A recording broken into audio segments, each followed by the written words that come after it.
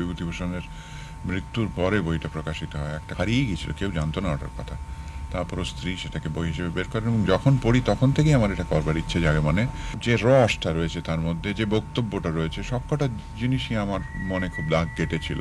যুদ্ধের প্রতিক্রিয়া কি হতে পারে একটা এমন একটা জায়গা, এমন কতগুলো লোকের ওপর যারা সেই যুদ্ধ থেকে বহু দূরে রয়েছে এবং যারা তার কারণ কিছুই বুঝতেও পারছে না, অথচ তারা দেখছে। ছবিটা শেষ হচ্ছে প্রথম মৃত্যু দিয়ে।